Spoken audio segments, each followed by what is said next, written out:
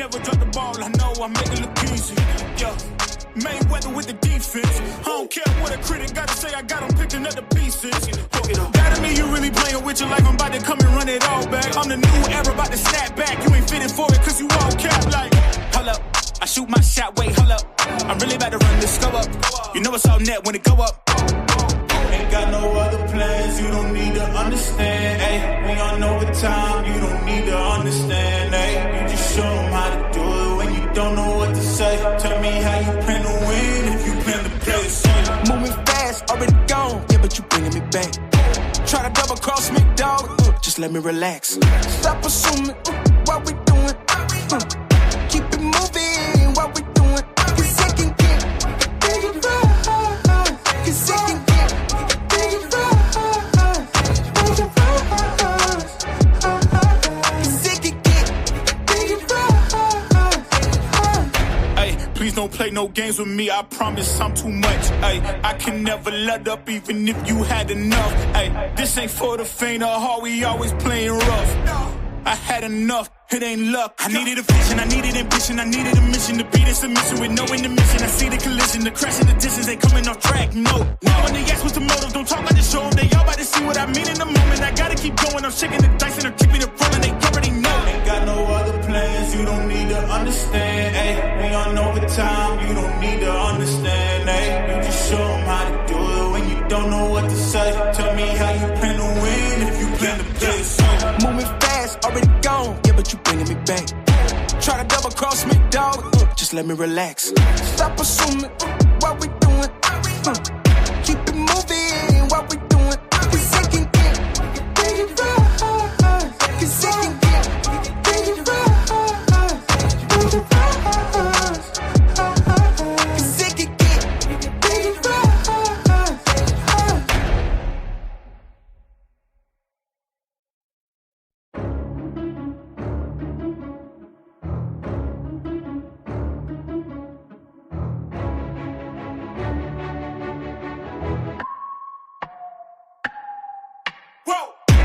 Who knew I would make it this far? They hated, they never believed me. Yeah, I would never drop the ball, I know I make it look easy. Yeah, Mayweather with the defense. I don't care what a critic gotta say, I got them picking up the pieces. That to me, you really playing with your life. All right, ladies and gentlemen, salute. Sorry, guys, I am running a little late this morning. Salute to everybody in the building. What's good? Peace. One more game.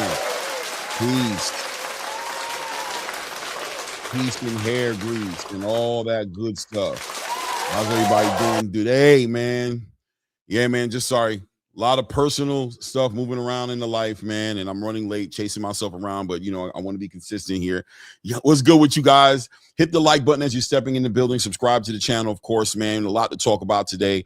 The news in the space is doing what they're doing, right? Turkey is Dana White, Turkey, Al-Sheikh, TKO, I mean, Zuffa boxing, all these topics that are currently trending in the space right now. How crazy it is, right? A literal world war in boxing at this point here in the stateside with American boxing, and now it's bled into what's going on in the UK side. It's with the new acquisition of Conor Benn, right, guys? The acquisition to Conor Benn to Zuffa boxing. Obviously, we know that. Well, not only say obviously, if you guys aren't aware, Dana White is campaigning right now or petitioning right now in the UK for licensing with certain things with licensing, and obviously working out a network deal potentially with Sky Sports, which is basically like the ESPN of the UK. That's the closest thing I can compare it to. Please feel free to communicate in the chat if it's a better comparison. But he's trying to campaign out there right now to get some licensing permission to do something he wants to do out there, right? We don't have all of the particulars, and we're not going to dive into it that deep. But more importantly, Frank Warren earlier this week it lets it leak out, or somebody leaks it out, that Frank Warren right now is in a current lawsuit with Zuffa Boxing, I can't even think of the name right now, but with Turkey Al-Sheikh's financing group that's helping finance the situation. And he's suing them for about $1 billion, right? And he's talking about disputes on rights agreements to how they would roll out in the UK and how Frank Warren's position was going to be, how he was going to be involved in it, what restrictions were there, what promises were made to him, and how clearly the way Dana White is approaching the situation after acquiring Conor Benn, that it's it's violating agreements, right? And he feels this is worth $1 billion. He's saying that in a time period that it was agreed upon that they would do business, they were looking to make in the area of $1 billion. Very complicated, right? Literal world war, as Dana White and Zuffa Boxing are on a mission to make their name the biggest name in the world at this point, not just in America, and boxing. And it adds to what we've been talking about on this show. It adds certain context to what's going on, to what Dana and them is doing, because as we're talking about the innovation happening here stateside with Zuffa Boxing, I mean, ruffling feathers may be an understatement. We've seen Oscar De La Hoya campaign in his own way with his Clapback Thursdays. We've seen Eddie Hearn clap back in his own way, and how Dana White's responded by taking Eddie Hearn's biggest fighter potentially on his roster outside of Anthony Joshua was clearly on his last days in the sport, if he's not already officially retired.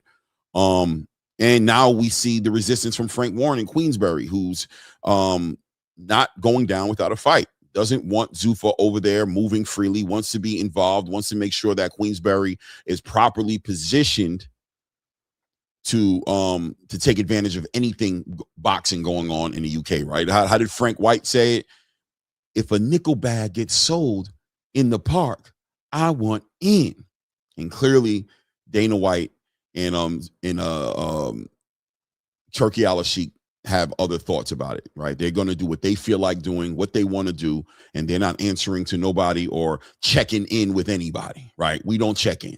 Shout out to the checking gang, but we don't check in on this side. We do what we want to do. And Frank Warren disagrees. So what does that mean?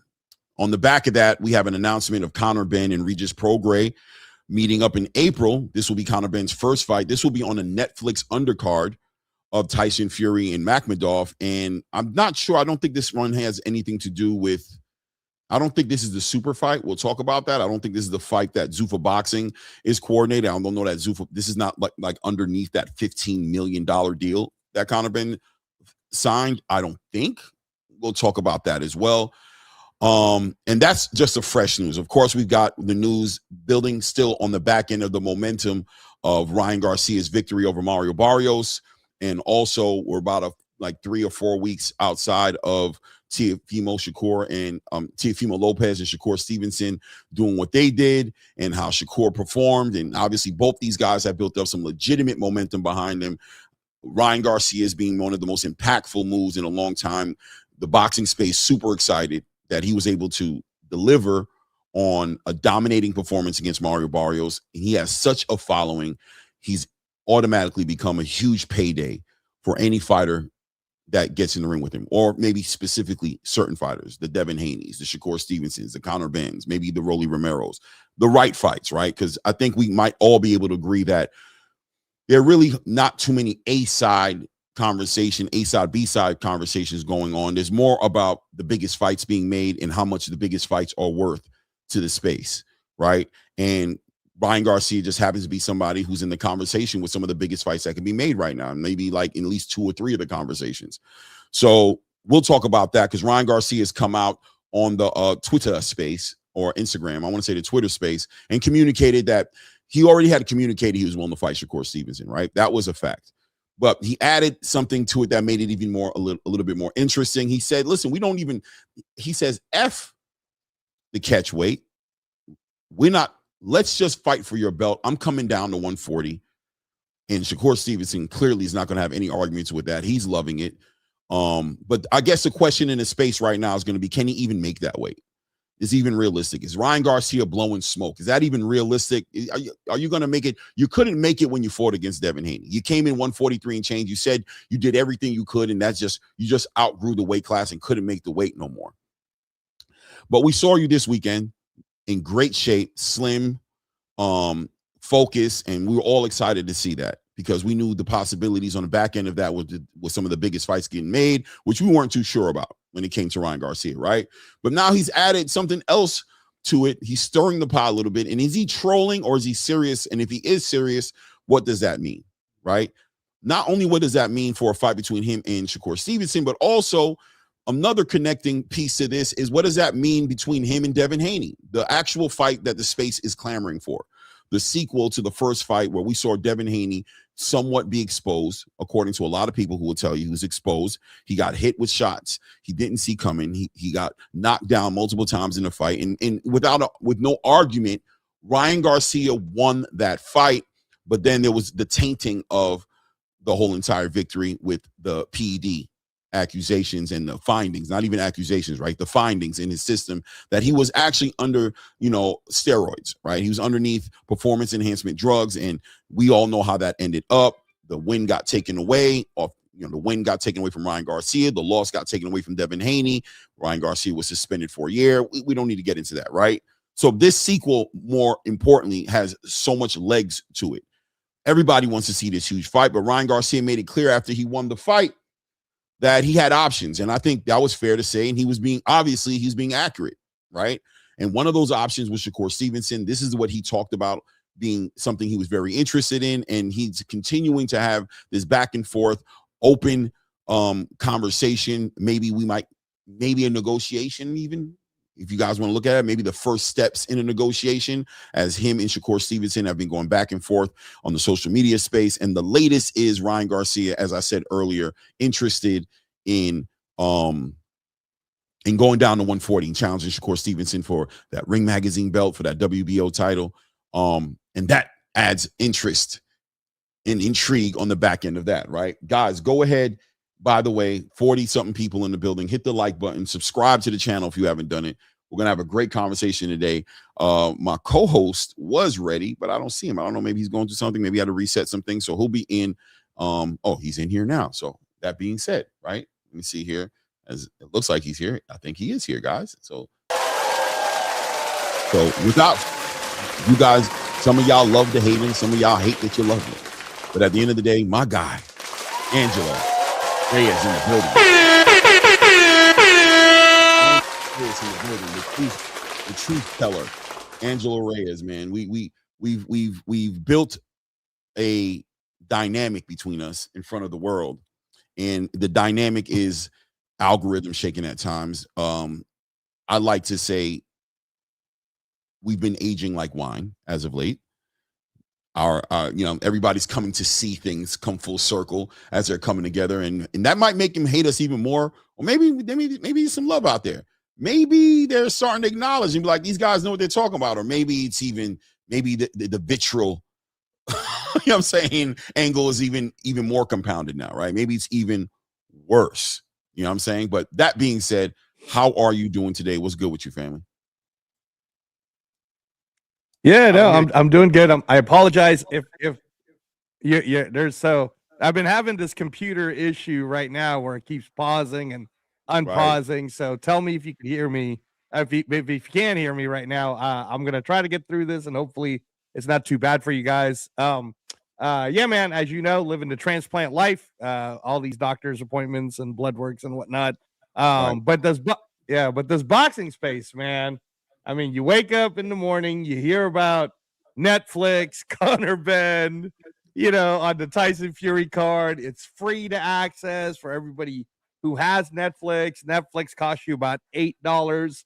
So there's a definite war that's happening. And I know we're going to touch on that. If you guys haven't checked out our Read the Ring series, we dropped another one yesterday. Please check that out. I think you'll find it very interesting. It's only about 25 minutes. But we're talking about this ongoing process that is happening and literally boxing changing right in front of our eyes.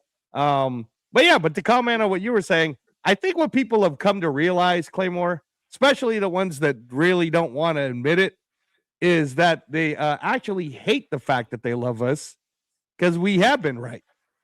I mean, I'm sorry, guys. Like all we were trying to do was not try to spin you some weird narrative or give you a pretend situation. We were trying to tell you that the tea leaves were blowing a certain way, right? that everything was kind of going a certain direction, and you were either going to get on board with this direction or you're not, right? Like that's how it works. That's how it is. So, I mean, I know we're going to be talking about Ryan Garcia. There's going to be there's tea leaves going over that, but just right off the bat, what was your initial thoughts on when you saw Netflix April 11th, Tyson Fury, Conor Ben? Free. I mean, it's free, dude. I mean, you know what I mean. I saw a plan, and that's what I see. I see steps being taken, pieces being moved on the board. This is an interesting extra thing that's been added to the boxing space. The fight between the fighters in the ring is what we're here for, right, Angelo? We love that part of the game. But there's this other part of the game, which is the fight between the promoters, between the networks almost at times, but really between the promoters. And it's always been there. We've always known Eddie Hearn to go against Frank Warren, Al Heyman to go against Oscar De La Hoya. Bob Arum competes with Eddie Hearn at times. And across the board, we've always knew about the across the street politics. We also knew about how it can get. But at the same time, it's become way more interesting with the addition of Dana White into the conversation, because Dana brings a certain level to the competition, an intensity, an intention that is undeniable. Because the one thing Dana brings to the table that's different than all the other guys is he backs it up with a lot of action. When he gets active, it shakes his space up. When he puts you in the crosshairs of his guns, it's be ready. And I think the whole space is realizing and learning this, right? They're realizing that how much business this man meets. So Conor Ben being acquired by Zuffa Boxing, and by the way, you'll shed light on it to how you see it, or what you may know that I'm not aware of now, because I am out the loop a little bit. I've been kind of tied up in some personal things, that, but I don't think Dana is involved with this particular event. I don't know what his capacity. Oh, he's involved 100%. Okay, well, that's what I'm about to say, right? I don't know. I should have worded it better and said I don't know his involvement in this particular move made on this undercard. And I'm not too sure how much of this is covered underneath the $15 million deal that was put out there. But I'll land my plane here and give it to you and just say the question. The simple answer is I see pieces being moved on a chessboard. And again, guys, please check out our Read the Ring series. We're on episode 2 now. We've been getting a lot of feedback about episode 1. Episode 2 makes it a little bit more clear, and we're going to speak on to some more on episode 3. That's going to be popping off to you guys here either later on tonight or maybe tomorrow afternoon. But I'll give you a little brief summation of what we'll actually discuss on Read the Ring episode 3. So if you're reading the ring, what you're going to find out is that the Tyson Fury Conor Ben co-feature on Netflix is exactly the same as Crawford Canelo, which means Dana White's involved. Frank Warren is not. Frank Warren may have a contract with Tyson Fury, like how some other fighters may have had a contract with people going into the ring that night, right? Whether it was Christian and Bealey or whoever. But at the end of the day, this is going to be TKO, Sella in charge of a ring card. The tea leaves are blowing that there'll probably be an announcement as they're filling out the card more and more. There'll probably be an announcement that basically states this is again another Zuffa Boxing Promotions.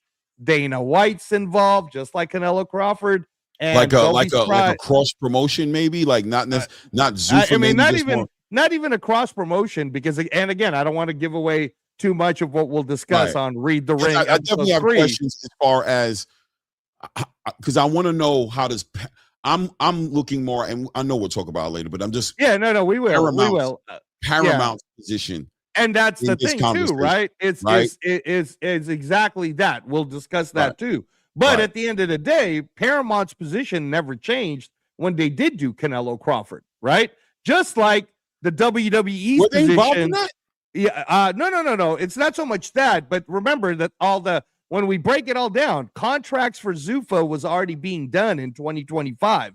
Right. And even so, you see what I'm saying? It's like everybody knows everyone. And the best example I can explain it to you is the WWE is on ESPN, but it is also on Netflix, Claymore. Facts. So Facts. it doesn't matter. Like at the end of the day, it's just like the NFL. And this is what our point was. They're on multiple different networks as well. Yes. So if you guys have not checked out our episode 2 of Read the Ring, we basically, please go to the channel, go to the video. It's 25 minutes of your life. You'll really enjoy what we're breaking down. But we're basically telling you that boxing is headed to the level of NFL, NBA. 100%. Right. And now, just to interject and say this while you're saying that, to say that that's what this is about, right? And you've always had a pretty good grasp on this, but I think at times we don't really understand the magnitude of what that comes with, right? The freedom and the flexibility that's actually there in comparison to what this space has been accustomed to when it comes to this conversation. For example, and I'll give it right back to you right now, the Zone, Oscar De La Hoya, Eddie Hearns, their limitations when it comes to cross promoting and what that looks like and what their fighters can or can't do, vice versa in comparison on the opposite side of the spectrum, the freedom and the flexibility that clearly Dana White, Zuffa Boxing have with the way their deal is structured. Exactly. No, and that's, again, guys, I can't repeat it enough to check out episode 2 of Read the Ring. But essentially what me and Claymore are trying to explain to you guys is that don't look at Zuffa Boxing as its competition being Matchroom or Queensberry or any of that, because that's not even their lane. What Zuffa Boxing, and more importantly, what Sella and The Ring magazine have been doing is they're trying to get closer to what the NFL does. And if you think about what the NFL does, the NFL's on Netflix, on Amazon Prime, it's on ESPN, it's on CBS, because it's an entity that all of these television rights deals want. They want the content. And we're in a good space as boxing fans that boxing is becoming that now. That Netflix doesn't care that it has a 5-year deal with Paramount. They're like, yeah, we want Tyson Fury, and we would also like Conor Benn. Thank you very much. No problem. Right now, again, I don't want to use this show because we got so much to talk about. We can land it. I'm gonna land the plane and just explain to you guys. And I'm not gonna ask no questions on the back end. What you about to say? I'm not, because I can, but I don't want to. I know what it's gonna do. So go ahead. What I'll tell you guys is you're gonna enjoy Read the Ring episode 3, right? And we will explain to you again, like even contractually, why Jaya Pataya isn't necessarily on Netflix, but Conor Benn is, right? And what this means for Devin Haney, what this means for Ryan Garcia later on this year, right? Like we're gonna really break it down. But for today's show, damn it, we got to talk about Ryan Garcia versus Shakur Stevenson at 140 we gotta get pounds. you, and we got, and we're gonna try to talk about. We have a great fight card this weekend. We got to talk about all that as well, man. I mean, thank you guys for being patient with us, man. But also, I got we got the other co-hosts in the building, man. Ray Davis in the damn building, man. Ray. What up? A grill piece. You know what I mean? It's kind of weird. It's kind of weird. What just happened, brother? Your face is shaved. It's a weird experience. We're all taking it in right now. Sorry, and we're good with it. Not crazy, but you look fine, man. You look fine. I'm not worried about it. This is my acting role, man. This is when I go to do my acting roles and stuff like that. Okay, man. Listen, man. You do what you got to do. It looks good on you too, by the way. You look handsome, brother. You look handsome, brother. I gotta let it go back, bro. It's not me, bro. It's not me. What did you do? Be honest. You tried to line up. No. I really took it off. I was like, you know what? I think it's time for a change. You know what I mean? Spring coming back, so you know what I mean. I let it go back in the spring and whatever. I'm all for it. It was just a decision I made last second. We're here for it, bro. We're here for it. We love it. Hey, you look great, Ray. You look great. I look totally like Angelo now. Nah, Angelo, don't do that. Angelo got a little shape up going on. He got the little bit. He got the chin strap. He good money. You're not Angelo right now. Maybe you're competing with Angelo right now on the handsomeness. Right. Angelo Right. finally getting some competition. I can't do that. I cannot do that, bro. I can never do some that. competition, bro, because God knows I ain't doing this. I ain't carrying nothing. Listen, man. I can't do that with Angelo. You know that. Listen, he's Angelo with his handsome, mannish look. He can get all the attention, bro. Juva's finest. Throwing his hat in the race. Juva's finest, the most handsome boxers analyst, the greatest of all time behind the scenes. Like, let's do it. But shout out to Angelo. That being said, though, let's talk about the elephant in the room. Let's get away from the politics of the sport right now, the World War III politics, and let's talk about the continuing momentum building up behind Ryan Garcia's victory this weekend on the back of him beating Mario Barrios. It was a very impactful fight, important fight in the conversation of American boxing. This on the back end of what Shakur Stevenson did against Teofimo Lopez. The conversation has always been circulating in the space of what that might look like if these guys got in the ring with each other, because Shakur, has expressed he's willing to do that, even though he was really kind of focused on Conor directly after the victory. But he's always expressed the open, the olive branch that he had there. Like, hey, Ryan, if you want this energy, I got the energy for you. And of course, Ryan Garcia on the back end of that fight, you could say the world was his oyster. He could pick, it feels like he can pick anybody he feels like fighting against almost. And he made it clear that his energy was focused more towards the direction of Shakur Stevenson. But the conversation continues to get interesting, right, guys? Because at first it's a catch weight of 144, right? Which was already Ryan conceding his position, because he's a 147 fighter who just became the 147-pound WBC champion, but he wants to make the fight happen. But it gets a little more interesting yesterday, doesn't it, guys? It gets a little more interesting because he gets on the space and he says, man, F the catch weight. Let's do 140. I can make that weight. Let's do it for your title. Let's do it for the Ring Magazine belt. And let's do it for the world. And Shakur, of course, you know what Shakur, he's very rarely on the opposite side of a good fight, as far as arguing against a good fight. He's always here for the good fight. He's like, what? You talking, brother? You not saying nothing. Say less, gang. Stop saying send over paperwork. Right. And here we are now. So this is the new bit of information we have to process. I think the space is buzzing. People are talking about Ryan is capping. He can't even make 144. Conversations were saying 144 wasn't realistic for him. And he's jumped on top of that, compounded, and said, let's do it at 140. So of course, I'm going to send it over to you guys. Where are we at this point in this conversation? And there's another part to it that we're going to add to it in a little bit. But let's keep it right here with Shakur, and let's keep it with Ryan and Ryan's claim to fame to beat Shakur Stevenson in his own backyard at 140 pounds, challenging for that title. What do you think? Listen, man, this is the double down to what his dad said weeks ago. I don't want to talk about anything else right now. We're going to stay here, like you just said. So, because we're going to go where you want to go. Oh yeah, that's going to happen. But listen, so Ryan is showing the abilities to say and do what he wants, right? To try to create this atmosphere of what he wants in the ring. And he wants a Ring Magazine, right? Belt. So what's the better option for him? Go get it from Shakur, right? And I believe this is a test. This is a testament to him feeling how he can make certain things and make things happen and at 140 and prove that he could be a king of multiple divisions, a champion at multiple divisions, which is crazy enough to say, why, right? Why not the catch weight? Why not this? Because honestly, I believe Shakur could have challenged for his belt if they put out a catch weight, because that's still in the division of 147, which is crazy. So I think he's really trying to dial down on him being the GOAT. I was talking to Blaze earlier, and Blaze made a good sense of this. He is the Joker in Batman, whatever it is, Dark Knight, right? He's creating chaos, bro. He is. And I said, Blaze, I agree with you. He is. He's creating all types of chaos throughout the boxing space. And right now, he's picking and choosing what he wants to best benefit his brand.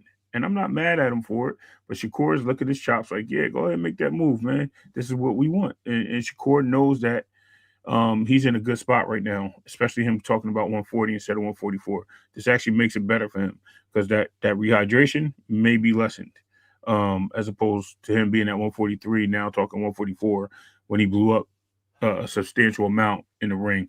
So I would like to see it 140. That's great. Evens the odds up. Yeah, for sure. What do you think, Yeah, Brother Joe? yeah. So, again, to our mainstream listeners, right? The guys who are the people who are trying to understand what's going on in the boxing space. And, we at ATP Combat Media, we like talking to you guys because we want to explain to you what's going on. And you don't have to feel bad that you don't follow it as much as the way you're following the NFL. I mean, I literally got the NFL channel on right now because the draft combine's going on. Shout out to my Raiders. We're gonna do it this year. We're gonna do better this year is what I meant to say.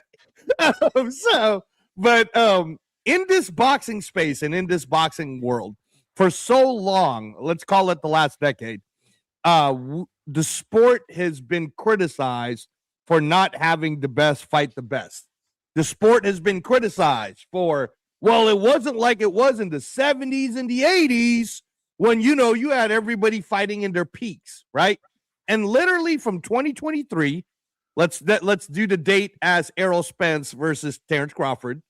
From 2023, from that point moving forward, globally, the best have been fighting the best. And because that trajectory of best versus best finally came its wave into the United States, in 2026, all we've started with is best American talent versus best American talent.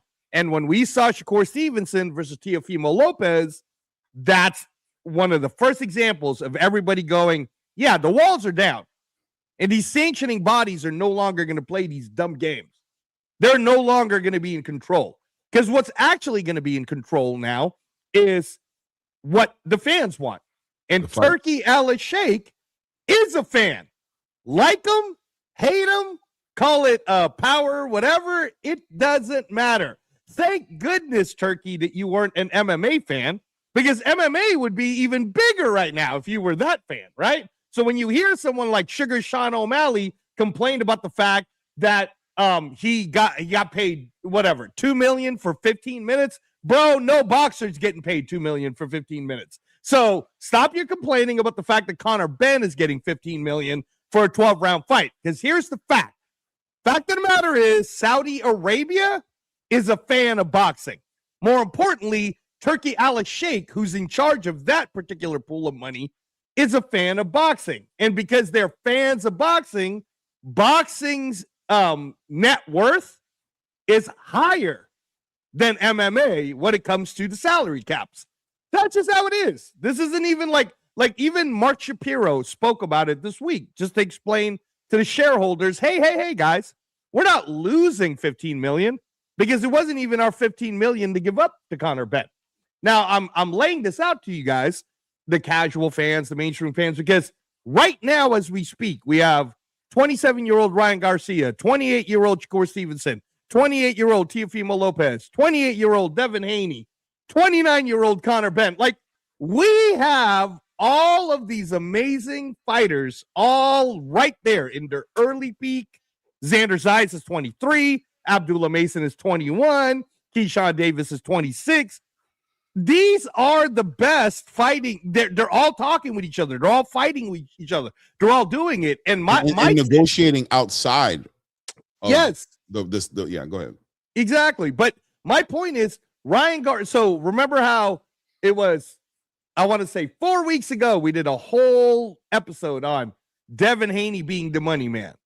And then the Shakur Stevenson fight happens, and then we do an episode on Shakur Stevenson being the money man. And this past weekend, Ryan Garcia wins, and now we're saying Ryan Garcia is the money man. And this is a fun time for us in the boxing world because Ryan could have chosen any direction he wants to go. But I actually think, Ray, the reason why Ryan is sitting there saying, no, bro, I'll just come down to 140 and I'll fight you for your belt, is Ryan is buying into what's going on. He's buying into, yeah, let's do best versus best. Because I just watched Teo get his ass whooped, and it's not hurting his brand at all. I'm hearing through the grapevines, Teo's going to be maybe fighting May or June for Zuffa. But that's, everybody's seeing it now. So in Ryan's point of view, right, and of course, Mauricio Suleiman has not done a good service to himself, explaining why belts matter. But this is another example of, do the sanctioning belts matter? Do they matter? Because Ryan just got the WBC 147, and instead of him talking about defending, instead of him saying, oh, yeah, me and Conor Ben can get it later because Conor wants my belt, he didn't say any of that. He said Shakur. He didn't point to a belt. He said, Shakur, I'd like to fight you, Shakur.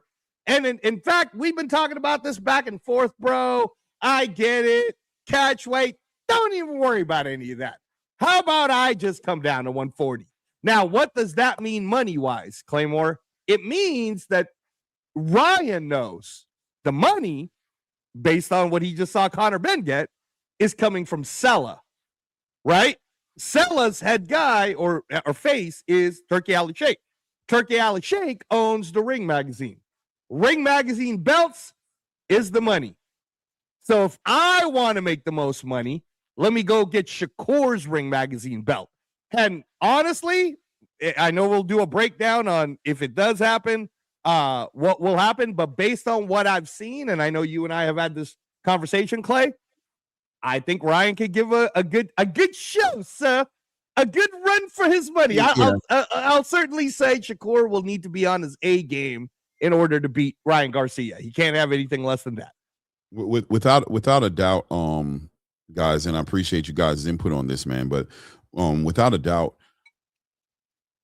I 100% agree so much on these fighters moving the needle themselves and not being held underneath any sanctioning body rules, even the promoters fighting against promoters. Shout out to Virgil Ortiz as he has his uphill battle with Oscar De La Hoya, not allowing, outside entities to get in the way of their legacy and what they want to get done, or their money or their business.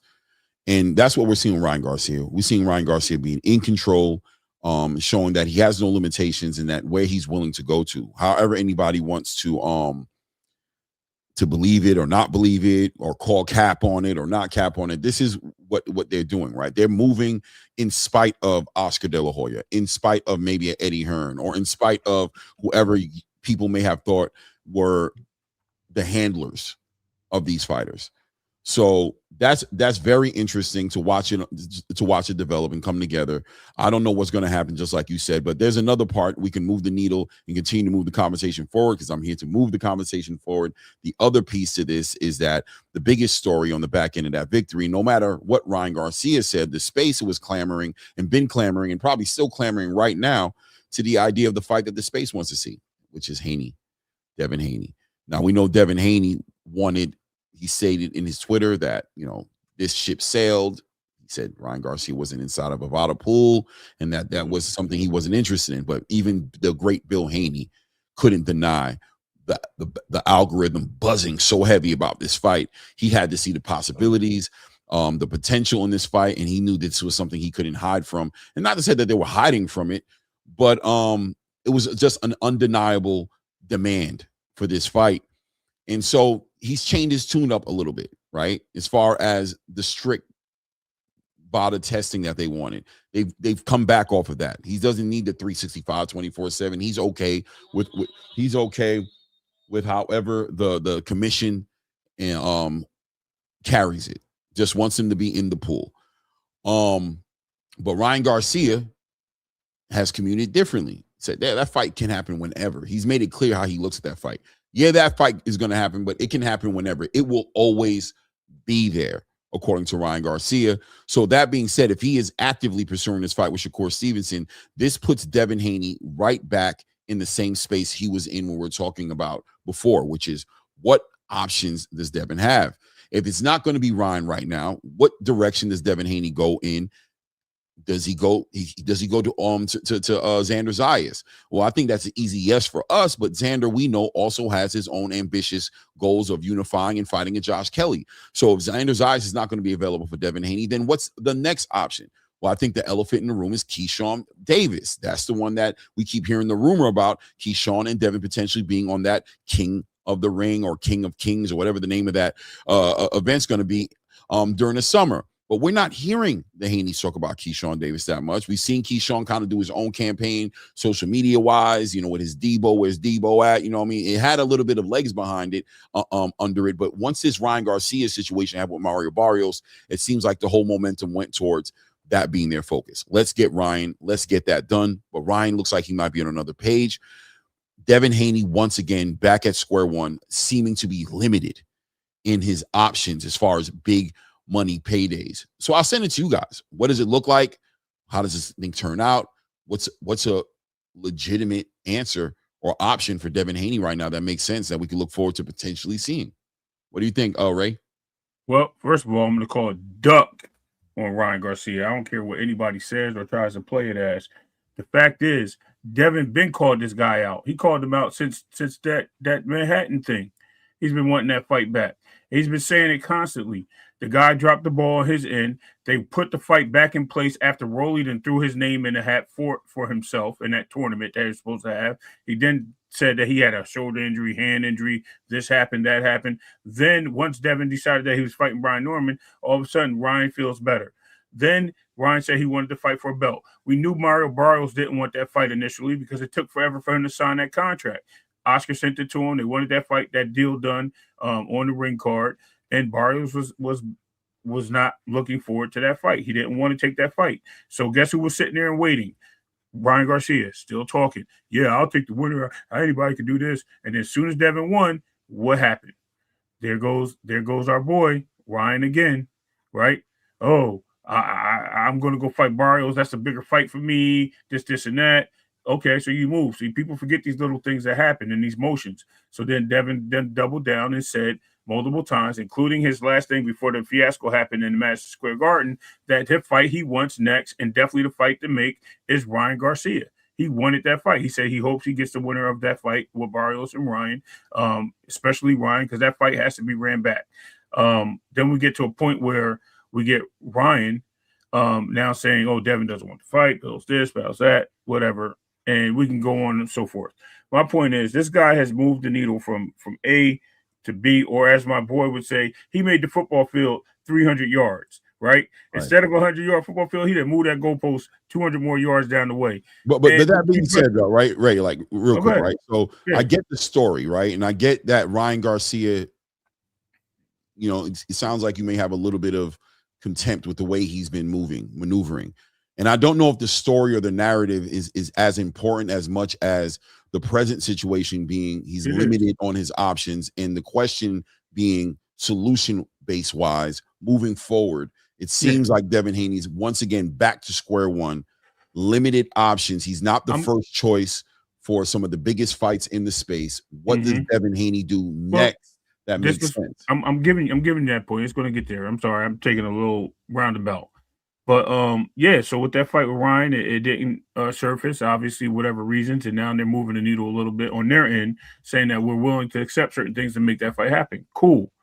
Here's the plan for Devin, and this is what needs to be happening, and this is me speaking. You need to go fight that 3-fight deal with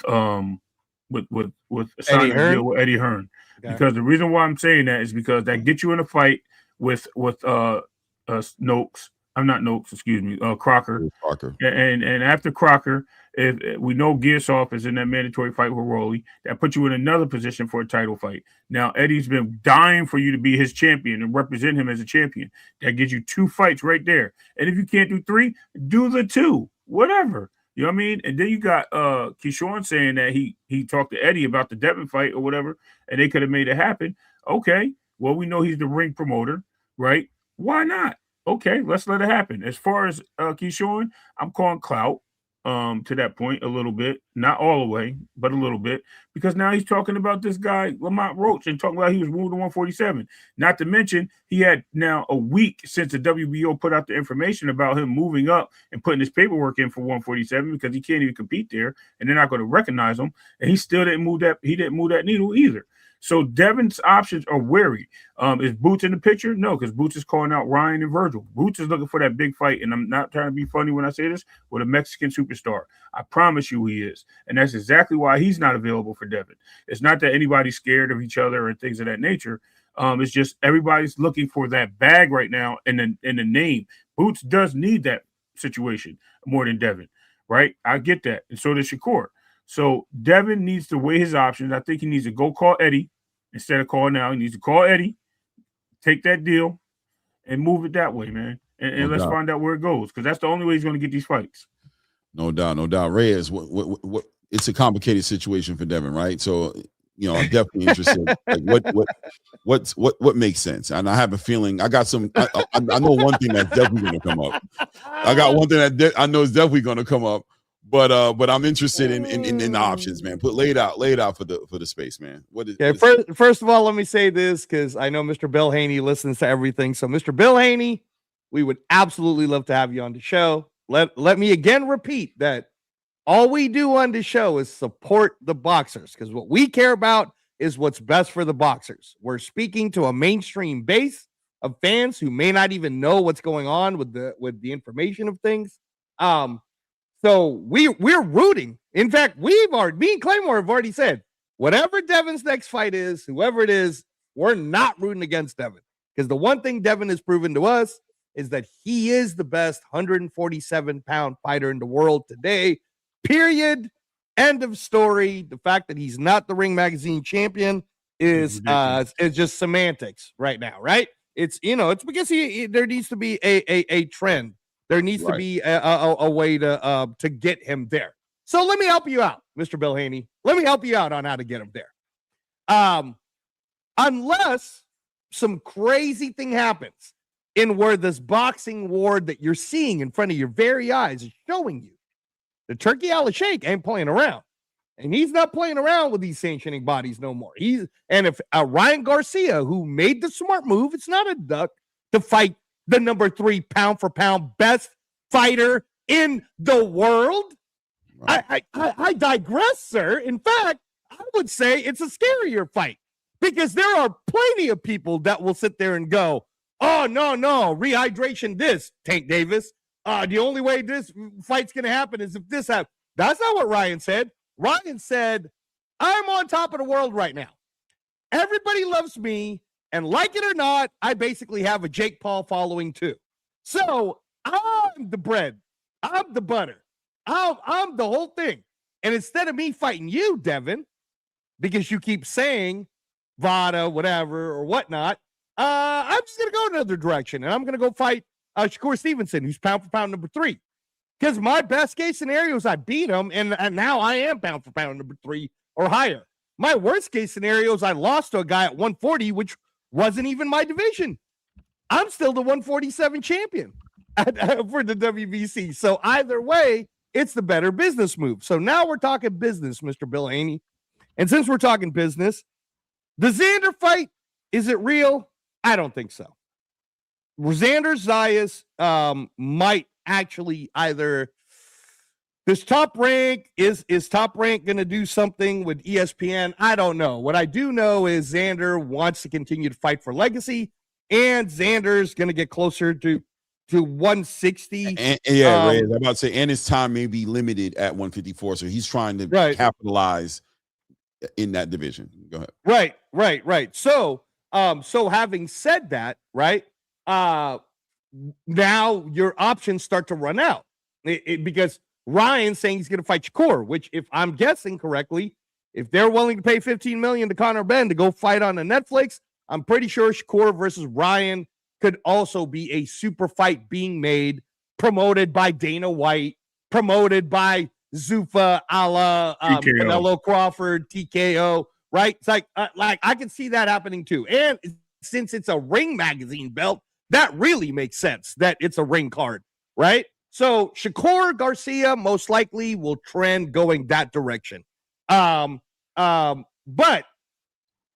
Mr. Haney, you want to fight? Don't call for Xander.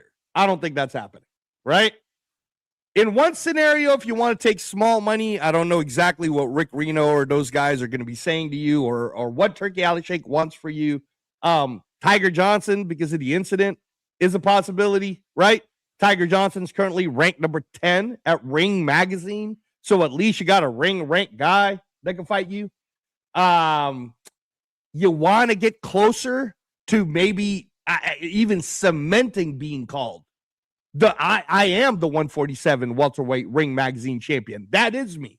All right, great, Devin. That's awesome. Well, according to the rules that me and Claymore spoke for about 4 hours on when we were doing our own ratings debate on things, which, by the way, Claymore, the ratings did change. So they might have listened to our private conversation about what the hell are you having Alexis Rocha in here for? These damn phones, right? They heard us. They heard us. But they changed it. So according to that rule, Devin Haney, you can fight anyone in the top 5 and become the Ring Magazine champion. Now, we already saw you beat the brakes off of Brian Norman, so that won't happen. I don't see a rematch.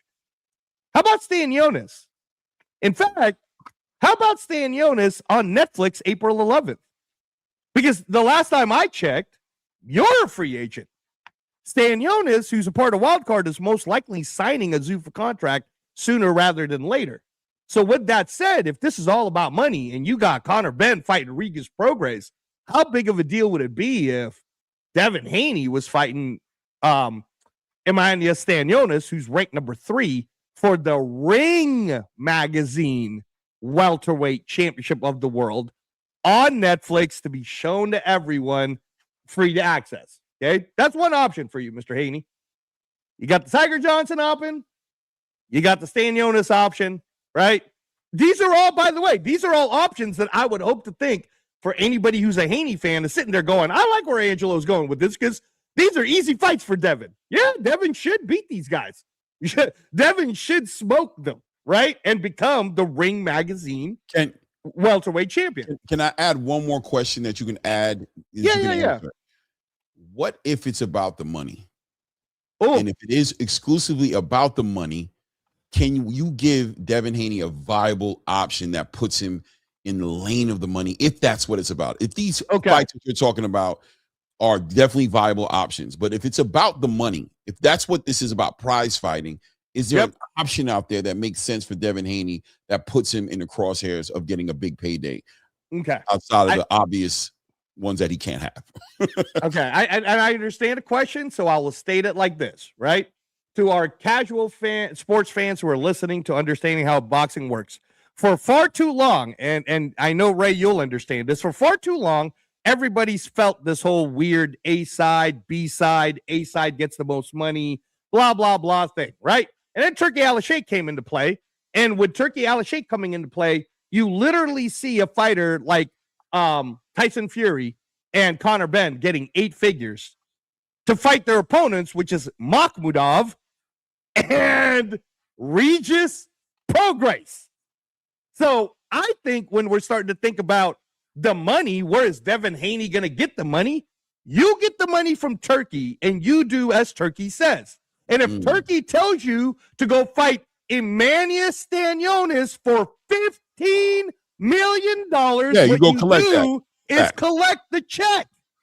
So I know when Ray Davis is shaking his head like, I don't want to see him fight Emmanuel Stanionis. Not a lot of people want to see people fight anyone, but they're trying to do a narrative now.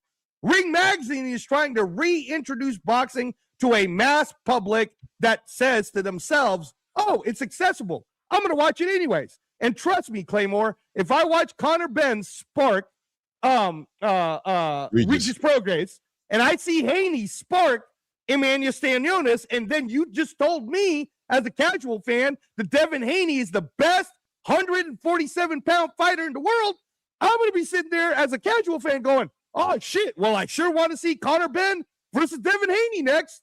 That'd be a fun fight, right? Is he fighting at 150? It doesn't matter. Again, I'm trying to explain the narrative to the casual fans of how this works. So to your question, Claymore, at the end of the day, when it comes to the money is what Turkey will pay you. So really, the next question is Bill willing to take, or Devin willing to take, whatever that money is for whoever the opponent might be? Because I'm not sure how much, and I would never pretend like I know Bill Haney, like he's going to tell me how much they made for Brian Norman.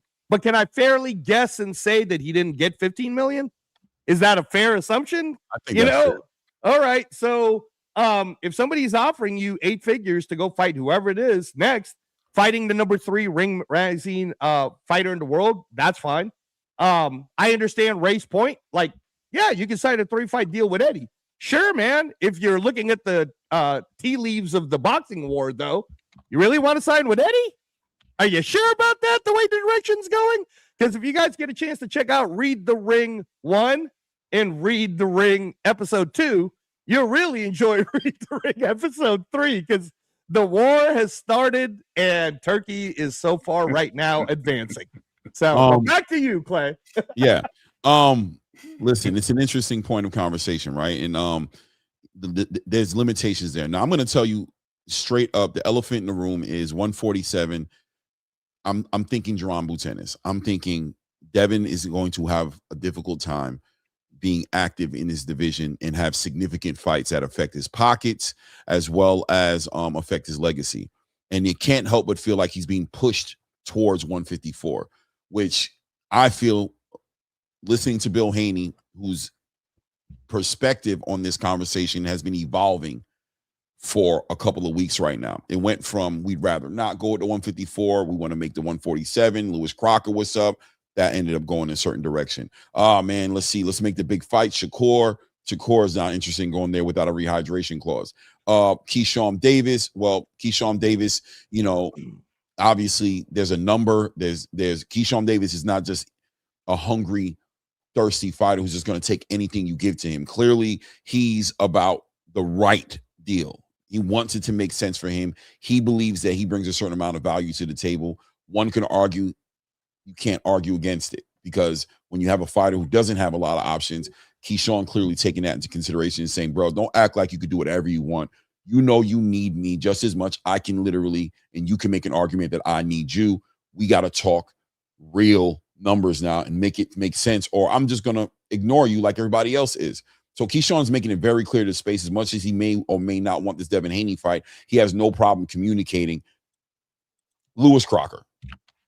You know what I'm saying? 140 competition. Other fights I can make. I don't need to do nothing.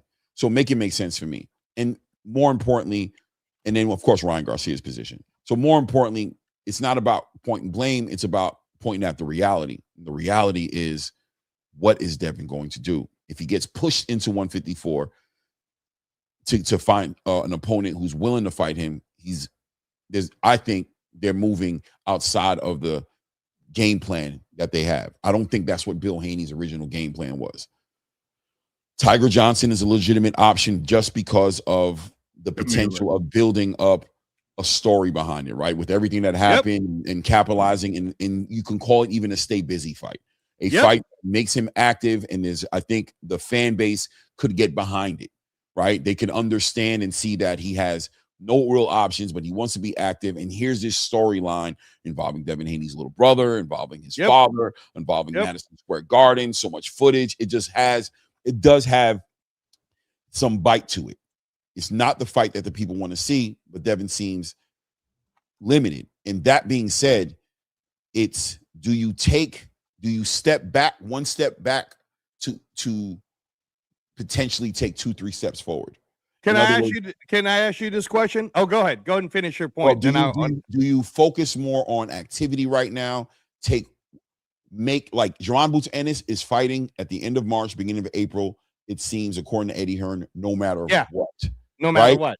Can Devin approach his situation? Will Devin and Bill be interested in approaching their situation the same way? Activity over everything right now.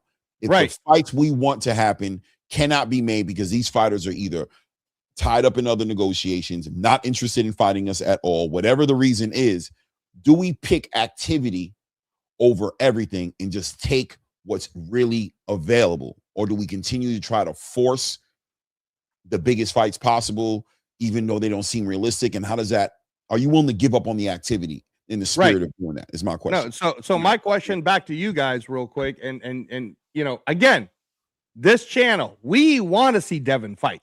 Devin, you fought in November, bro. We want to see you fight. We want to have you back out there. So my question back to you guys is, do you think the Conor Benn versus Regis Prograis is a quote unquote step down fight? Because last time I checked, it's being told right now that the highest paid ever co-main event in the history of boxing is Conor Benn. So, Bill, if it's about the money, who cares? You could be fighting Tiger Johnson for $15 million for all we care. We don't care. I care. Well, I care about seeing you fight, and that's what I care about. So, but what if that $15 million isn't on the table? What if? And this is what I'm talking about, right? 10. No, I'm saying, what if it's? What if it's 5, 7? What if it's just a number that they feel like is not their price? If I'm just trying to say, right? If they feel like there's a number that they've hit and they don't want to go below it, but they just can't find the dance partner that demands that number, are they willing to, in the spirit of activity, take something lower, be active, or do they wait? Do they wait for the availability and not be active and wait for the biggest fights? And is that conducive to Devin Haney's campaign right now? Does that make more sense? Terrence Crawford, just to land my plane, took a year and damn near a half off to Canelo Alvarez. He's decided, I don't need to fight nobody else, no tune-ups. That's a fight I'm going to fight. I'm going to wait. Does Devin Haney wait? Should he wait? Right. No, and I'll do this real quick, then I'll get out, Ray, so you can talk about it. Devin can do whatever he wants because he's the best 147-pound fighter in the world. That's what I'm going to say about that. But the fact of the matter is, if you're reading the ring and you're reading the room of what's happening, if you ain't playing, then nobody's paying. That's how this is working right now. Okay? Shakur just played. He got paid. Tio just played. And he's about to get paid by Zufa. So, right? Even Richardson Hitchens didn't even play at all. All right? And Richardson Hitchens might get paid sooner than Devin because he's playing. So, Devin, if you don't want to play the game, that's cool, man. The rest of everybody else, though, they're going to get paid because they're playing. Go ahead, Ray. See, I like where you were going with the whole 80s throwback thing and fighting. Listen, stay busy fights do work. I'm not mad at that situation. Stanionis, I'm not a fan of it, but it's a fight. Take what you can get. I'm all for that. As far as the way that like we're discussing these fights for Devin, we got to remember this needle is moved from boxer to boxer to boxer based on their recent fights. Most recent fight ago, when Devin fought, Devin was the best boxer in the world. No one could touch him. Nobody was looking at him differently. We're going with the current information. Then it was Shakur. Shakur did his thing. Shakur was the best fighter in the world. Nobody could touch him. Now it's Ryan. Ryan's the biggest name in the sport. It moves with the ladder. We have to remember it's current situations. But as we look back in those current situations, what are we really looking at? You know what I mean? Are we looking at what should be tested correctly, or are we looking at what should be given? I like what Clay said, is the money's not right. Do they still take the fight? I mean, obviously they're champions, but they're also looking to do the right things when it comes to them fighting in this ring. It's not, you know what I mean? Do what you did last, right? Exactly. Fans switching up. I love it. I didn't want to go there though. But you know what I mean? It's boxing, and we are current with boxing, right? But Devin has a way of maneuvering, and it's a shame because we would like to see him against certain fighters. He has called out these fighters. He has called out many fighters. Some fighters, like you said, want rehydration clauses, or they don't want to fight, or they're saying that they want to go to 47. They don't do the paperwork. They're stating that and I know I'm repeating, they're stating that, oh, my hands hurt here. He said it. They say everything but let's fight. They continuously stand on that. Right? He's going to try to call this guy Xander Zayas out. Xander Zayas is having trouble. Ray, what does Devin do though? Like I know behind these other fights happening, but what he signs, he has to sign with Eddie, bro. He has to eat that deal. So if he signs with Eddie, signs with Eddie, I'm gonna just hold on, Andrew. I'm gonna push back at the signing with Eddie thing a little bit. I didn't respond to it before, right? I'm not a big fan of that necessarily. I do understand the logic behind it, right? But I'm gonna tell you why I'm not a big fan of it, because it gives Ed if you read the room, Eddie Hearn is in the middle of a crazy war. You don't want somebody who wants independence and wants the freedom to do whatever they want to do and cash in on whatever opportunities are available when they opportunity. I think there's an argument to say it's not smart to get involved in this war this way. To tie yourself to 3 fights to somebody who's in the crosshairs of a mega company that is focused on taking from them. I don't do that if I'm him right now. It's like being at war with a country and trying to figure out if you should go take a vacation there or not right now. Right. It's like, I did want to go, right. but it's kind of hostile. Do I And leave my country right now where I'm safe?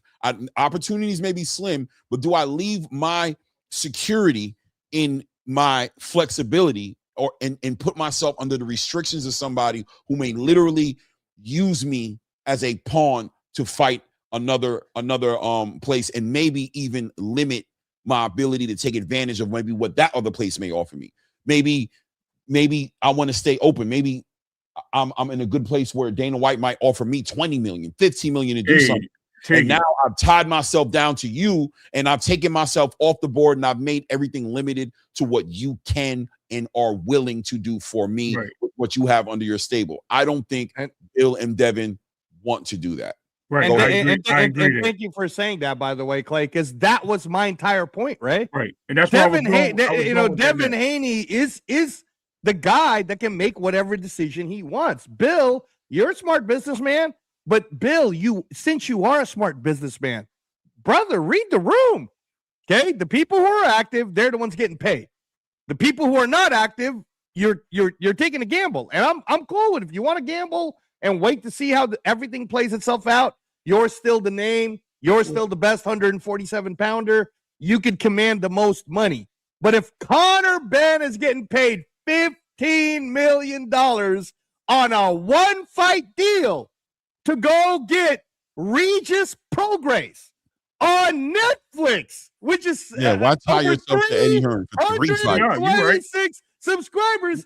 Bill, you don't need to tie yourself to anyone, bro. You need to get. Let's be honest. Let's speak to the elephant in the room. Let's just be honest real quick and say that the reality is Bill needs to find a way to get himself in the crosshairs of that budget Paramount has. Yep.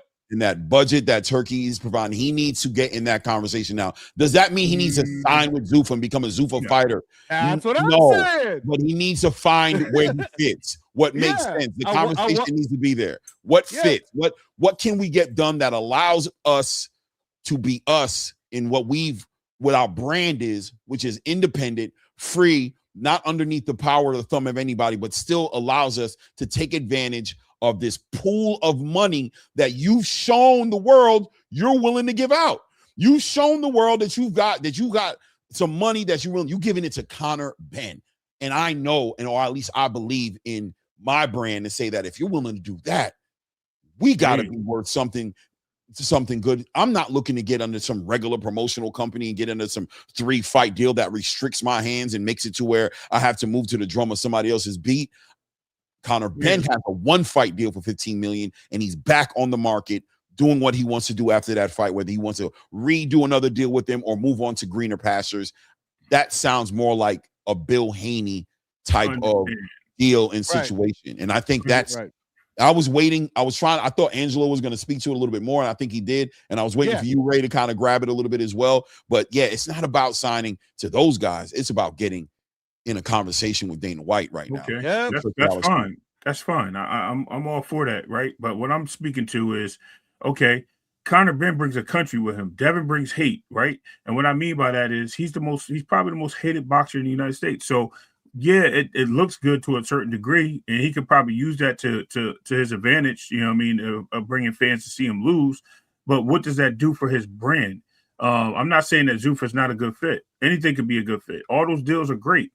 But now when we're looking at the sense of him looking for a fight, guys, he has options just like everybody else. It's just his options are running low. Why? Because these guys are finding deals somewhere else, and it's okay. You know what I mean? He just has to keep beating the paddle, right? It's all right. But here's the thing. If he wants, the reason why I said Eddie Hearn was a good fit is because Eddie has the belt. This guy is saying that he wants to fight for the belt, if I'm listening to him correctly. Now, I know the bag comes with that, but what does that do with Eddie or anyone else trying to support? I'm sorry, Turkey trying to support that deal. The belts don't necessarily bring the bag anymore. I understand. That's not what I'm getting at. But the other thing too, Ray, that again, I don't want. I'll let you guys. Hold on. No, hold on. I just want to make sure because I want to stat correct. You know, I stat correct. So when you say Eddie has the belts, he has one. That's Lewis Crocker, who has a hand injury. That's why the Liam Power is not happening. He doesn't have 147 WBC because that's with Ryan. Ryan's not with Eddie. He doesn't have the WBA because that's Rolly. Rolly's not with Eddie. So Eddie only has one belt, bro. He has the one belt that he could offer Devin Haney. But go ahead, land your plane. Yeah, but he also has a fight with Giasaw Rolly does, right? Coming up. That has to happen because it's a mandatory shot, right? So that's a potential. That's what I'm saying. These things are moving in place. So where's the they don't, but that's the problem. Now he has to stay independent or somehow work with Turkey or get something behind his budget. If he doesn't, he doesn't. I don't know how this works out. I'm just throwing the scenario out there. Right. Like everybody else. But we're having a conversation, right? It's not about being right or wrong, but you're going to present things, and we're going to present the other things that push against it or for it, and it's about the conversation moving forward. The conversation moving forward is, okay, fine. Eddie Hearn, you brought that to the table as an option for him. And we're like, okay, Eddie Hearn, 3-fight deal. What does Devin walk away from a 3-fight deal with Eddie Hearn?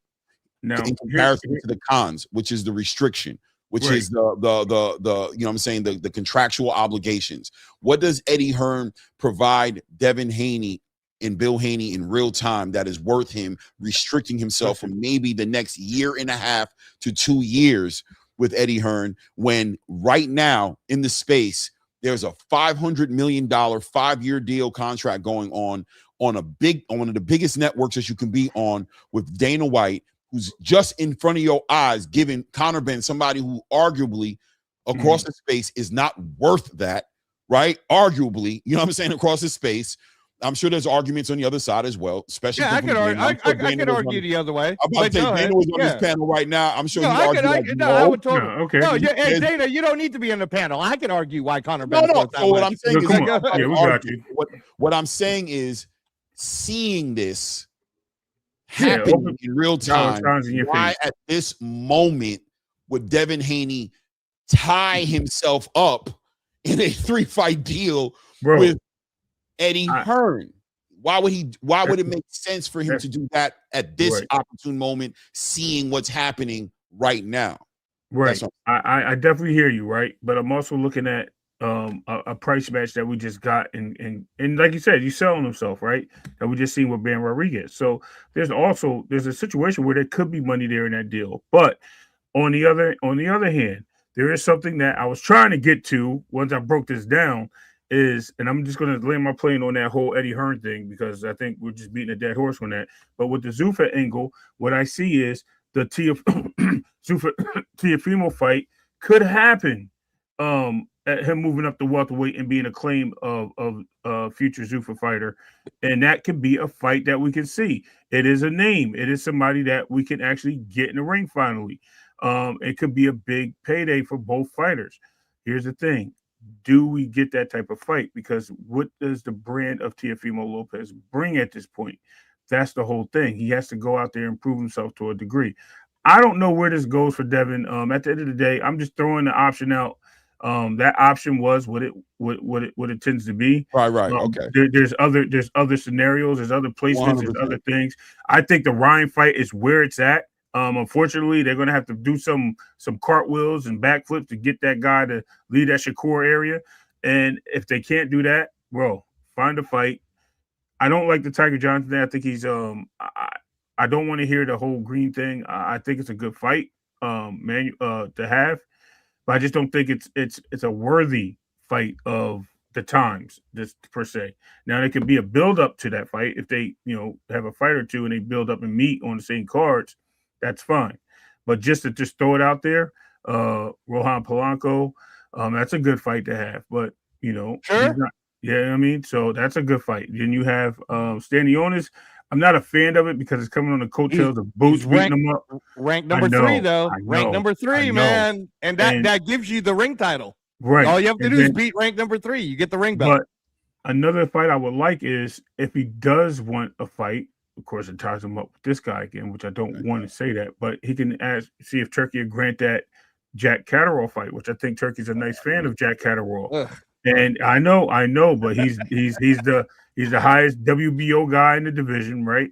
I don't like the fight, but this is a payday he can have over in Scotland or whatever. No, he's England. No, he's in England. It does it does put him in front of some eyes. It does give him an audience and the possibilities there. And I like Angelo's standing on this off the strength of the control, being the number one guy in the division. But I push back at that a little bit to say that he already HLD, we did an entire breakdown on how the rules work. So catch up, bro. It's not the 1 versus 2 anymore. There's actually a stipulation that states you could go 1 through 5 if it's vacant.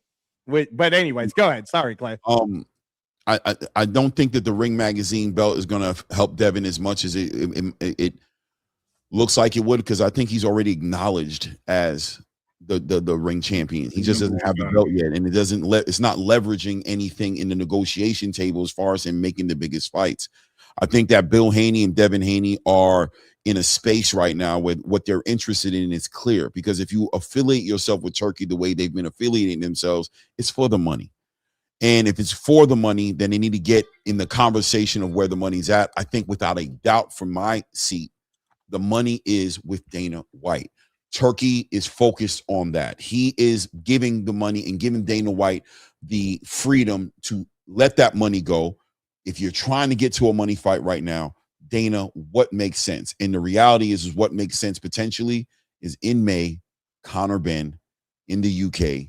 If you can get on the other side of that fight, you can get yourself in the way of some money, and you can get also the notoriety. Everything checks well over there.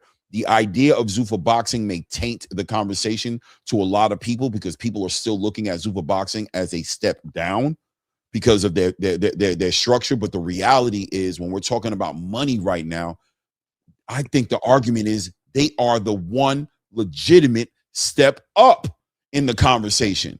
They just have proven that that's who they are right now. Eddie Hearn hasn't shown that he is the step up in the conversation. He's having a hard time right now getting Boots a fight with Virgil Ortiz. He's in the court. He's doing all types of stuff. He wasn't able to hold Conor Benn and match the deal for Conor Benn to keep him there. They're not competing well in the space. Now Frank Warren is suing for $1 billion because they can't compete. And they're trying to slow this train up because this Zuffa invasion is happening. Dana White is aggressive. He's slapping people around, like he said, like babies. And now they're trying to get law and legislation to stop the train because they can't compete on the playing field as is. They can't compete here. All right, I concede. Now bringing it full circle back to by the way, hold on, Clay. It's not about conceding, right? I know. We're trying to put it out so that the mainstream listeners can understand that not only do we support Devin Haney, not only have we repeatedly said he's the best welterweight, but right now it's free agency period. And in free agency, man, you got to go where the money is. But go ahead, Clay. True. Right, 100%. You're right. I agree. And if the conversation is going to be about Devin Haney's most logical move at this point, I think it's fair to say he's exhausted a lot of avenues at this point trying to get this done. If you were trying to avoid it, I understand. If you'd rather not, I understand. But at this point, it's kind of like I'm always going to ask this question. Then what's the other option? Yep. Because Turkey is clearly who you're wanting to get the money from.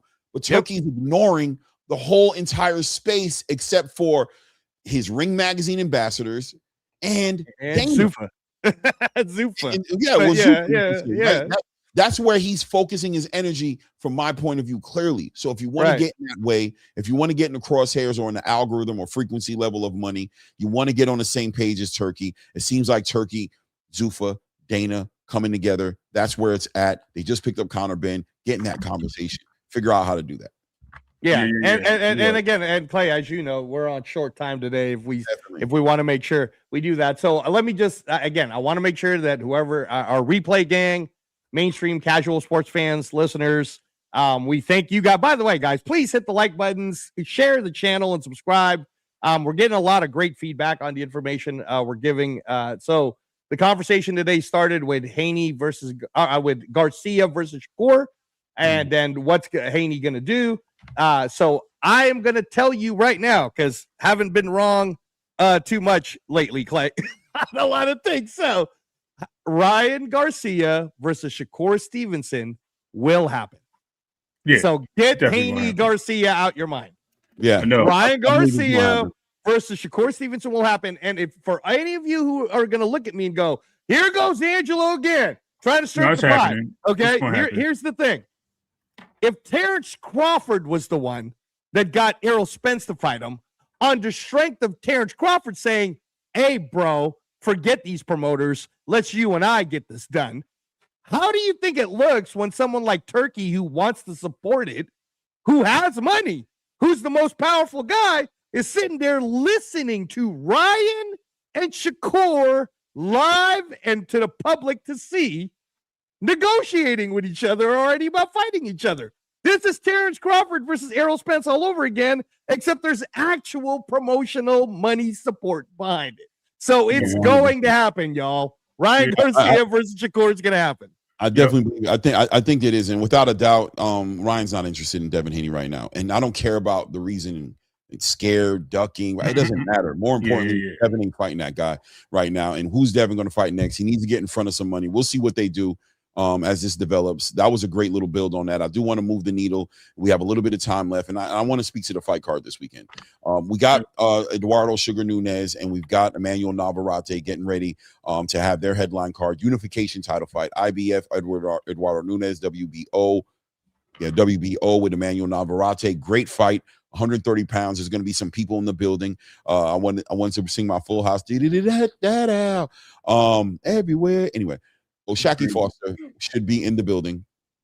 That's what he said in a late interview, that he plans on being in the building. He wants to be there to challenge the winner of that fight to unify and bring his WBC belt into conversation. And of course, I think people aren't talking about him enough, but there is a wild card elephant in the room in multiple ways we can talk about it. And that's my guy, Raymond Savage Ford, who was trying to get in the crosshairs of fighting Sugar Nunez next for his IBF title. He had to step aside and allow the unification to happen. You got to think he still has some interest in there. Not to mention Raymond Ford has interest in fighting O'Shaquie Foster, who has been shooting at Shakur Stevenson. I think there's a lot of intricate, interesting moving parts to the dynamic of what we're looking happen at 130 pounds this weekend, and as well as a very good undercard. But I want to talk about that fight. What do you guys think about that fight, and what do you think comes off on the back end of that fight, man, with O'Shaquie Foster and Raymond Ford involved in the conversation as well? Well, I want to jump in because I got to get my son in like less than 10 minutes. Listen, I think that's a great fight. I think we've been waiting for the buildup of that for quite a while, and I think he's also a guy chasing Shakur and throwing things out there. Shaquie Foster, Raymond Ford has been that guy that's been trying to get that fight because he believes that he is the guy to beat him. I'll say this time and time again. O'Shaquie Foster is more of a challenge than anything, and I hope he gets a Nunez winner out of Nunez and Navarrete. Actually, I think that's more of a better look. I think that's a unification of the division. I think that moves another needle as we're talking about 130. But as far as Raymond Ford, he's already made his announcement that he's moving to 135, regardless if he hasn't made the move yet and put his contractual paper agreements up. It's still a good fight for a shot, man, and I think that's where it's a heated battle. Those guys they've been right there waiting for each other. So, however this works out, however it pans out, we're going to get something that's going to marinate into something great. And I just can't wait, Clay, for the end of this. And I was watching it, O'Shaquie. And it's just like he's just fixated on Shakur, which is crazy. Out of all this chaos going on over there in 130, he's just fixated on Shakur and getting that fight. And again, it speaks to the same things we were talking about Devin months ago, Ryan now, and Shakur yesterday, right? Shakur is that guy. He's calling. These people are calling him out because of who he is, and they believe that he is the challenge. He is the guy. He's the apex predator. And why not go get him while the cooking is hot, right? While the food's hot. So I'm good for whatever moves that these guys make at 130, as long as it moves their careers forward in the right positioning. I really have no strong takes, but I just don't think O'Shaquie's the best, man, out of all those guys, except for Shakur. Yeah, okay. No, I was going to say, Clay, because, I'm looking at the time, and we could roll right into this whole Shaquie to you calling the fights this weekend. So, guys, please tune in on Saturday.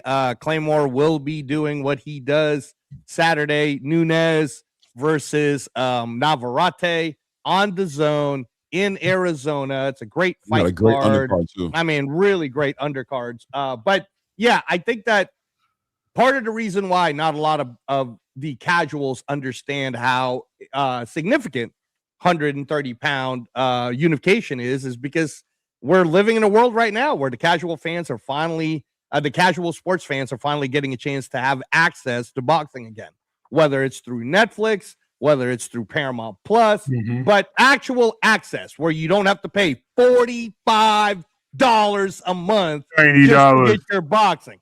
All right. I'm just, hey, DAZN, you heard me. All right. We in America, bro, like charge us what you're charging the UK people, then we can talk. But you guys are diabolical. They got us the tariff.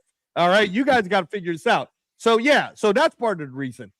Even though it is in Arizona, even though from what Eddie Hearn says, it's already sold 10,000 tickets. Yeah, that's great, man. And believe me, Claymore's gonna call it. We're gonna talk about it. We're going to explain how significant and important it is. It's a unification fight. This is amazing. So Shockey Foster knows better than all those guys. I mean, like, you know, like if we're just going to keep it real, right? Shockey Foster, who just beat the brakes off of Stephen Fulton, who at one time, when Stephen Fulton was the 122 champ, people thought he'd be a pound for pound guy, right?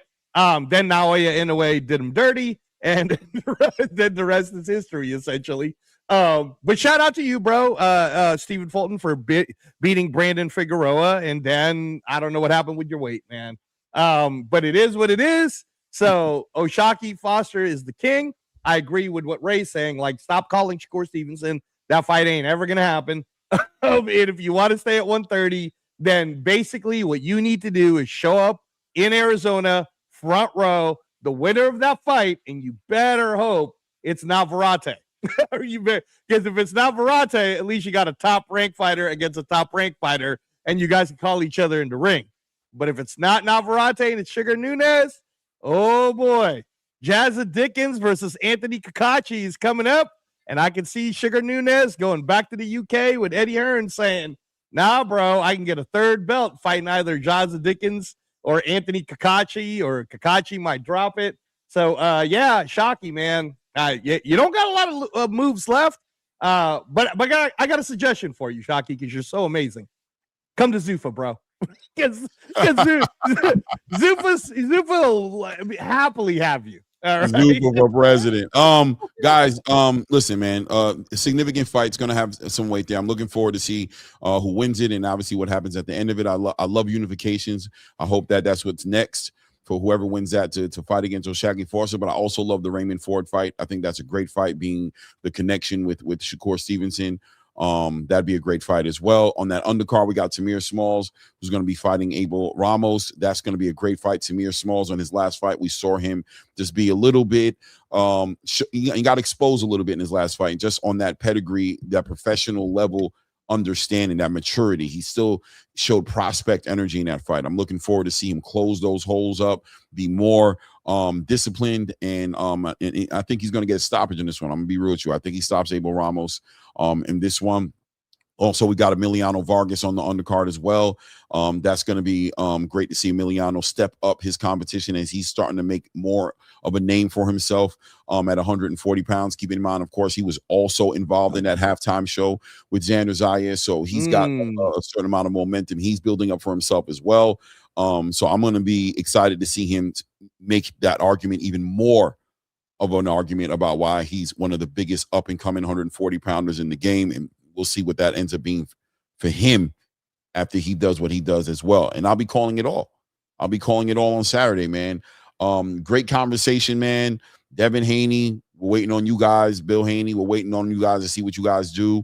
Ryan Garcia, Shakur, we're waiting on you guys to figure out if it really is going to be at 140 or if it's going to be a catch weight, or how you guys plan on approaching it. We're going to continue watching this Zuffa boxing invasion, World War boxing, political conflict, world level conflict that's going on with now New edition Frank Warren with a $1 billion lawsuit, and what's going on in the UK, and we'll see what happens on the back end of Counterband and Regis Prograis and all those things that are going on, man. Just a lot of good conversation going on in the space. Guys, hit the like button, subscribe to the channel, help the channel grow. Tell a friend to tell a friend, man.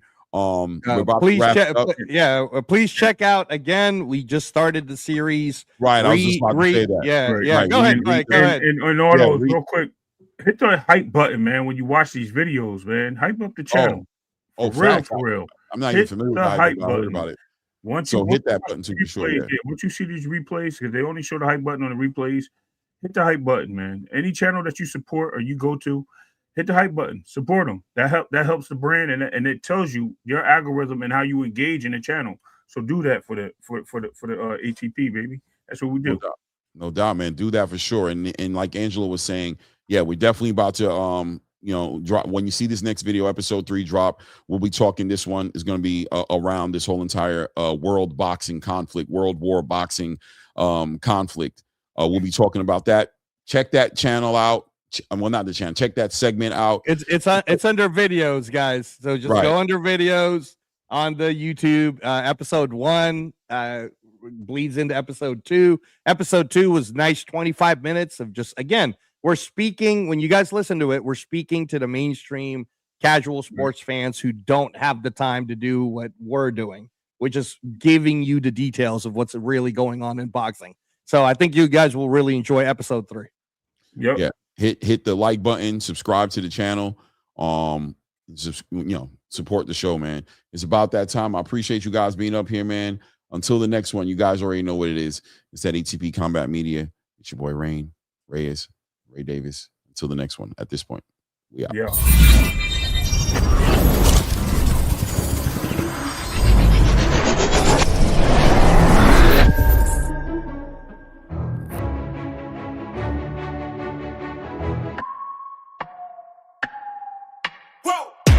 Who knew I would make it this far? They hated, they never believed me. Yeah, I would never drop the ball. I know I make it look easy.